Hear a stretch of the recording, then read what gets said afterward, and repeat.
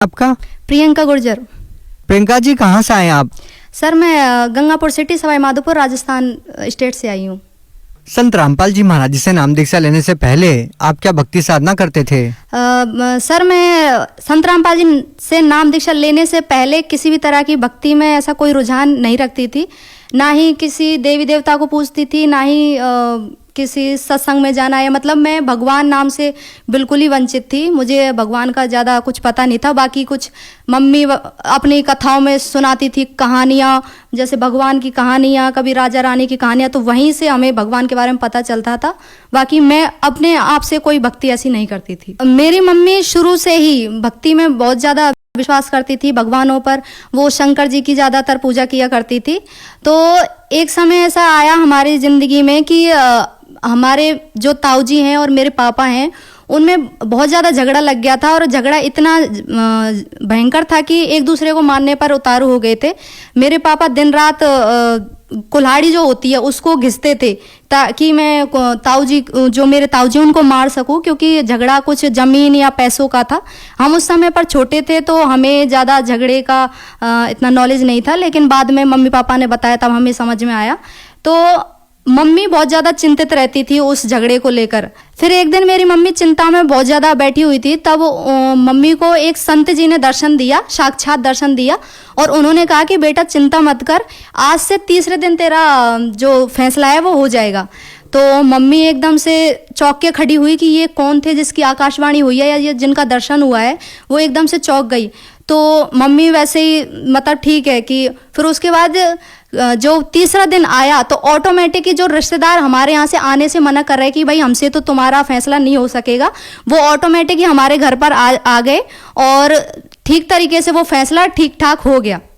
फिर उसके बाद मम्मी को ये चिंता थी कि ये जो संत मुझे अभी दर्शन दे के गए हैं 3 दिन पहले, ये कौन थे, कहाँ से आए थे। तो मम्मी ने फिर 2013 में टीवी पर एक सत्संग सुना संत रामपाल जी महाराज का, तो वो देखकर चौंक गई, क्योंकि वो जो संत थे वो संत रामपाल जी महाराज थे। और उस समय पर मम्मी ने या हमारे घर में से किसी ने भी संत रामपाल जी महाराज से नाम दीक्षा नहीं ले रखी थी, ना ही उनको जानते थे। फिर उसके बाद मम्मी ने संत रामपाल जी महाराज से 2014 में नाम दीक्षा ली। फिर उसके बाद मम्मी को कई बार मेरे बारे में संत रामपाल जी महाराज दर्शन देते थे साक्षात, और बोलते थे कि अपनी बेटी को जल्दी से जल्दी नाम दीक्षा दिलाओ, वरना इसको आगे जाकर कैंसर होगा और तुम्हारी बेटी बच नहीं पाएगी। तो मम्मी पहले तो वैसे ही शॉक्ड हो गई कि मेरी बच्ची हंसती खेलती अष्टपुरुष है, ऐसे कैसे हो सकता है। लेकिन फिर मम्मी संत रामपाल जी महाराज की बताई हुई भक्ति साधना करती थी, तो विश्वास भी करती थी उनके वचन पर। तो उन्होंने फिर मेरे पर प्रेशर बनाया कि तुम नाम दीक्षा ले लो। और उस समय पर मैं भक्ति में इतना रुझान नहीं रखती थी, जैसा कि मैंने आपको पहले भी बताया। तो मैंने मना कर दिया मम्मी को कि मम्मी मैं नाम दीक्षा नहीं लूँगी।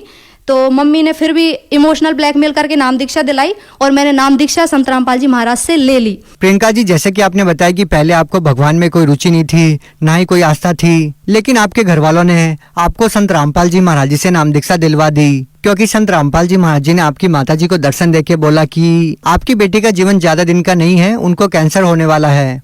क्या संत रामपाल जी महाराज जी ने आपकी माता जी को जो दर्शन देके बातें बताई थी, क्या सच में वो सही साबित हुई? जी हाँ सर, ऐसा बिल्कुल हुआ मेरे साथ। क्योंकि मम्मी के कहने पर नाम दीक्षा तो ले ली, लेकिन भक्ति साधना नहीं की थी, क्योंकि मुझे इतना खास विश्वास नहीं था संत रामपाल जी महाराज पर। हालांकि मैंने उनका सत्संग सुन रखा था, लेकिन मुझे इतना रुझान नहीं था। लेकिन फिर जब मैंने कुछ समय बाद ही, मुझे नाम दीक्षा लेने के कुछ समय बाद ही मेरे अचानक से मेरे गर्दन में गांठ बनना शुरू हो गई थी। जो गांठ हुई थी वो इतनी टाइट थी, पत्थर जैसी बिल्कुल, और मैं एकदम से ही कमज़ोर हो गई। एकदम से मेरा जो रंग था वो काला पड़ गया, और एकदम से ही मेरा जो खाना था वो छूट गया था। मैं खाना बहुत कम खाती थी, कभी खाती थी कभी नहीं खाती थी। तो घर वालों ने ध्यान दिया कि एकदम से जो हष्टपुष्ट बच्ची थी हमारी, ये एकदम से कैसे कमज़ोर हो गई है। तो फिर घर वाले ऐसे ही पूछते थे, लेकिन मुझे खुद कुछ नहीं पता था कि ये हो क्या रहा है। फिर डॉक्टर को दिखाने के लिए गए कि भाई इसको हुआ क्या है। तो डॉक्टरों ने बोला कि भाई जांच होगी। तो डॉक्टरों ने मेरी उस जो गांठ थी उसका ब्लड लिया था, और ब्लड लेके उसको सैंपल के लिए उसको भेजा जांच के लिए। तो उसमें मेरे जब डॉक्टरों ने बताया कि इसमें कैंसर है, आपकी बेटी को कैंसर हुआ है, तो हमारे मम्मी पापा के पैरों तले तो ज़मीन खिसक गई थी। और साथ ही साथ मुझे भी शॉक्ड हुआ कि ये ऐसा हो कैसे गया, क्योंकि मम्मी पहले ही बोलती थी और मुझे तो ऐसा विश्वास था नहीं, ऐसे हो कैसे सकता है कि जो चीज़ मेरे साथ अब हो रही है वो पहले से ही मम्मी को बता दी थी संत रामपाल जी महाराज ने। तो फिर मुझे ये थोड़ा सा ये हुआ कि संत रामपाल जी महाराज कोई साधारण व्यक्ति नहीं है। मैं पहले उन्हें सिर्फ एक संत जानती थी, क्योंकि ज़्यादातर आजकल लोग गुरुओं के भक्ति करते हैं, गुरुओं की बताई गई, तो मैं भी उन्हें वैसा ही गुरु समझती थी जैसे कि बाकी और गुरु हैं। तो प्रियंका जी, आपको जो कैंसर की बीमारी थी वो कैसे ठीक हुई? फिर सर मैंने जब घर वालों ने सुना कि मुझे कैंसर है, तो उसके बाद फिर डॉक्टरों ने बोल ही दिया था कि आपकी बच्ची का ऑपरेशन होगा, और उसमें भी कोई चांसेस बहुत कम है कि आपकी बच्ची बच जाएगी, क्योंकि कैंसर गर्दन पर था और वहाँ का ऑपरेशन ज़्यादातर मरीज नहीं झेल पाते हैं। तो फिर उसके बाद में संत रामपाल जी महाराज ने मेरी मम्मी को साक्षात दर्शन दिए और ये बोला कि बेटा ऑपरेशन मत करवाना, इसका नाम शुद्ध करवा। तो फिर मेरी मम्मी ने मेरा नाम शुद्ध करवाया सेंटर पर जाकर। तो फिर उसके बाद जब मैंने संत रामपाल जी महाराज की बताई गई भक्ति साधना करना शुरू किया, और ये मन ही मन में सोचती रही कि ऐसा हो कैसे सकता है, हालांकि तब भी मुझे डाउट था थोड़ा कि ऐसा हो कैसे सकता है।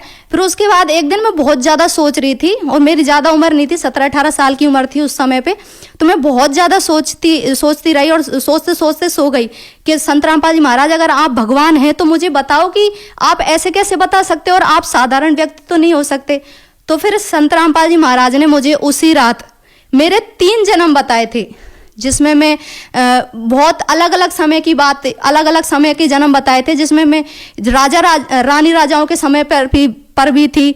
एक समय में मैं कबीर साहिब की भी भगत बनी हुई थी। तो उसमें मेरी जो एज बताई थी वो सिर्फ इतनी ही बताई थी कि 16-17 साल की उम्र में मैं मर जाती थी। मेरी जो उम्र होती थी वो 16-17-18 की उम्र में मैं मर जाती थी, और जो मेरी भक्ति थी वो अधूरी रह जाती थी किसी कारण वजह से। तो फिर मैं उस समय पर बहुत ज़्यादा रोई कि मालिक ये सब मुझे कैसे, ये सब कैसे हो, मुझे तो पता ही नहीं था मेरे साथ में ऐसा हो रहा है। फिर उसके बाद मैंने संत रामपाल जी महाराज में उसी सपने के अंदर माफ़ी मांगी कि परमात्मा मुझे माफ़ करो। और जो कबीर साहिब, संत रामपाल जी महाराज के बेस में कबीर साहिब आए थे, तो उन्होंने मुझे सारी चीज़ें बताई भी थी, जैसे एक वीडियो चलती है उस टाइप से मुझे बताई थी ये सारी चीज़ें। तो फिर मैं बहुत ज़्यादा रोई, तो मालिक से मैं चरणों में गिर गई सपनों के अंदर ही कि मालिक मुझे माफ़ करो, मैंने बहुत ज़्यादा गलती की है और मुझे तो पता भी नहीं था ये सब चीज़ें होती हैं। तुझे अब भक्ति करनी है, तेरा जन्म भक्ति के लिए हुआ है, ये नाचने कूदने के लिए नहीं हुआ है। तो ये बात मैं जब सपने में जागी तो मेरी आंखें आंसुओं से भीगी हुई थी, और मुझे महसूस हो रहा था कि मैं सच में एक भगवान की शरण में हूँ। तो प्रियंका जी, जैसे कि आपने बताया कि आपको कैंसर की बीमारी थी और डॉक्टरों ने भी बोला कि आप ज़्यादा दिन तक जिंदा नहीं रह पाएंगे, तो उस गंभीर बीमारी में आपको कैसे राहत मिली? बिल्कुल सर, मेरे कैंसर में राहत मिली। कुछ ही दिन बाद मुझे लाभ मिलना शुरू हो गया। मैंने फिर से खाना खाना शुरू कर दिया, जो नॉर्मल खाना खाते हैं, वरना मैंने खाना खाना बिल्कुल ही छोड़ दिया था। मैं सिर्फ तरल पदार्थ लेती थी, जैसे दूध, छाछ वगैरह, वरना रोटी वगैरह मेरे गले से उतरती नहीं थी। और मेरे कैंसर के बारे में मेरी को बहुत पहले से भी पता था, और मम्मी को जब मैं छोटी थी तो 3-4 ज्योतिषियों ने मेरे बारे में बता दिया था कि तुम्हारी जो पहली संतान है इसको आगे जाकर ऐसी बीमारी होगी कि ये 16-17 की उम्र में ये मर जाएगी, इसको भक्ति करवाना। क्योंकि वो भी एक कहते हैं परमात्मा की, सभी इस धरती पर सभी जीव परमात्मा के हैं, तो वो भी, उनको भी कोई प्रेरणा हुई होगी और उन्होंने ये बोला कि इसको भक्ति करवाना, तभी ये ठीक हो सकती है। फिर जो ज्योतिषी हैं, जो आज मुझे देखते हैं, आज मेरी उम्र 21-22 साल की आसपास हो चुकी है, जो मुझे देखते हैं कि जो उनकी भविष्यवाणियां थी, वो जब किसी के बारे में करते थे तो वो खाली नहीं जाती थी, ज़्यादातर वो सफल हो जाती थी। लेकिन जब वो मुझे देखते हैं कि इसकी उम्र तो 16-17 साल ही थी, और आज वो शौक हो जाते हैं कि ये बच कैसे गई। और संत रामपाल जी महाराज ने मेरी जो बीमारी थी वो बिल्कुल ही ठीक कर दी, और आज संत रामपाल जी महाराज की दया से मेरा जो कैंसर है वो बिल्कुल ठीक हो गया है, और मुझे किसी भी दवा की ज़रूरत नहीं पड़ी, ना ही किसी ऑपरेशन की ज़रूरत पड़ी, और आज मैं बिल्कुल स्वस्थ हूँ। प्रियंका जी, जैसा कि आपने बताया कि संत रामपाल जी महाराज जी ने आपकी कैंसर की बीमारी ठीक कर दी, तो हम आपसे ये जानना चाहेंगे, क्या संत रामपाल जी महाराज जी ने आपकी कैंसर की बीमारी को ठीक करने के लिए कोई दवाई या जड़ी बूटी दी जिससे आपकी कैंसर की बीमारी ठीक हो गई? नहीं सर, ऐसा कुछ भी नहीं हुआ है। संत रामपाल जी महाराज सिर्फ नाम दीक्षा देते हैं और उनके बताए गए कुछ भक्ति मर्यादाएं बताते हैं, और जो मंत्र जो वो भक्ति के लिए देते हैं सिर्फ मैंने वही जाप किए थे। मैंने किसी भी तरह की कोई दवा नहीं ली थी, ना ही संत रामपाल जी महाराज ने मुझे किसी भी तरह की कोई टैबलेट या कोई दवा की शीशी वगैरह मुझे कुछ नहीं दी थी, बस भक्ति दी थी उन्होंने तो, और मैं स्वतः ही ठीक हो गई और आराम से वो जो गांठ थी वो भी नॉर्मल हो गई। प्रियंका जी, जैसा कि आपने बताया कि पहले आप भगवान में विश्वास नहीं करते थे, भगवान में रुचि नहीं रखते थे, और संत रामपाल जी महाराज जी आपकी माता जी को दर्शन देकर सारा वृतांत बताते हैं। आज के जो लोग हैं वो इन चीज़ों में विश्वास नहीं करते कि कैसे एक संत किसी को साक्षात दर्शन देता है और फिर उसके बाद उनको इतने सारे लाभ देता है। तो क्या संत रामपाल जी महाराज जी से नाम दीक्षा लेने के बाद आपको और कोई भी लाभ मिला इस तरह का? जी हाँ सर, मुझे इसके अलावा कई लाभ मिले भगत जी। एक लाभ ये भी मिला कि हमारे एक समय में बारिश की वजह से कम अनाज हुआ था, तो सिर्फ वो 6 महीने का अनाज था। तो मेरी मम्मी पापा बहुत ज़्यादा चिंता में रहते थे, हालांकि वो हमें बताते नहीं थे, जब वो काम हो जाता है उसके बाद ही बताते थे।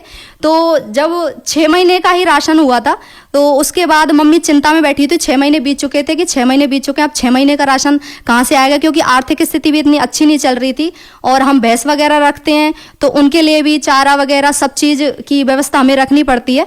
तो जब मम्मी को बैठे बैठे ऐसी चिंता में बैठी हुई थी तो मम्मी को परमात्मा की आकाशवाणी हुई, संत रामपाल जी महाराज की आकाशवाणी हुई कि बेटा चिंता मत कर, तेरे नाज के धांग लगे हुए हैं। तो मम्मी एकदम से फटाफट खड़ी हुई और जाके देखा जहाँ पे हम चारा रखते हैं भैंसों का।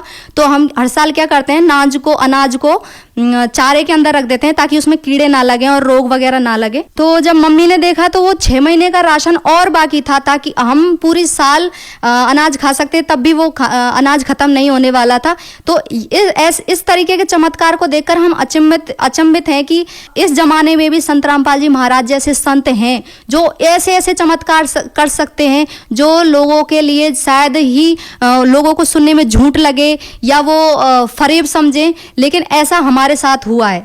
क्या और कोई भी लाभ मिले संत रामपाल जी महाराज जी से नाम दीक्षा लेने के बाद? सर, और मेरे पापा संत रामपाल जी महाराज की नाम दीक्षा लेने से पहले नशा करते थे, बीड़ी पीते थे और उनको टीबी की भी शिकायत थी, वो टीबी के भी मरीज रह चुके थे।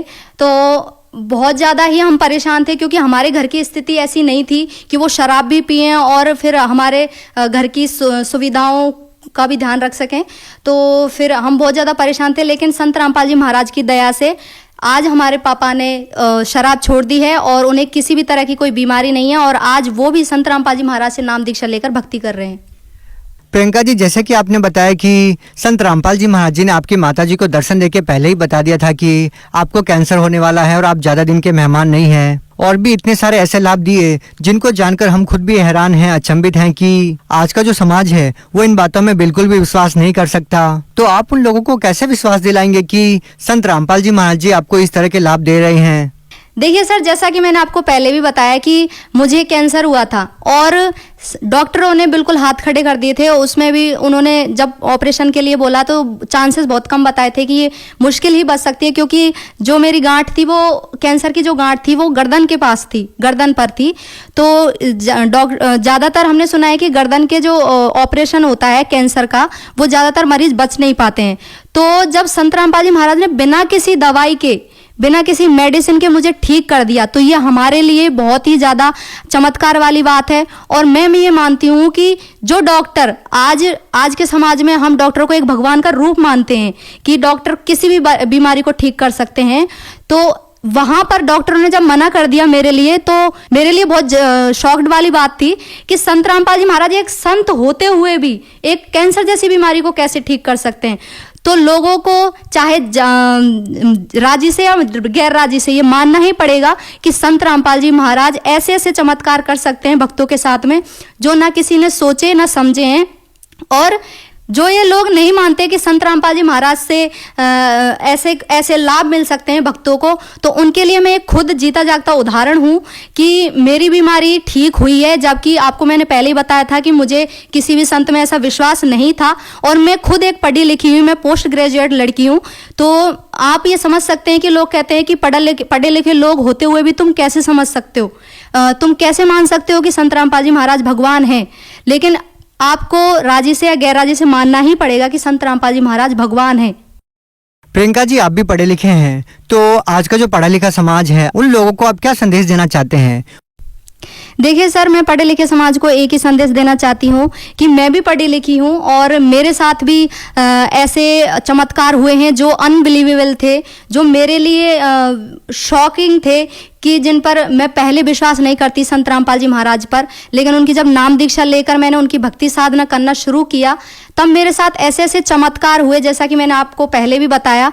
तो ऐसे ही चमत्कार अगर आप पाना चाहते हैं तो संत रामपाल जी महाराज से नाम दीक्षा लीजिए और उनकी बताई गई भक्ति साधना कीजिए, आपको वो लाभ आपको जरूर मिलेंगे। और मैं गारंटी देती हूँ कि आपके कोई भी बीमारी होगी, कोई भी समस्या होगी, वो संत रामपाल जी महाराज की शरण में आने से ठीक हो जाएगी। जो व्यक्ति संत रामपाल जी महाराज जी से नाम दीक्षा लेना चाहते हैं वो उनसे नाम दीक्षा कैसे ले सकते हैं?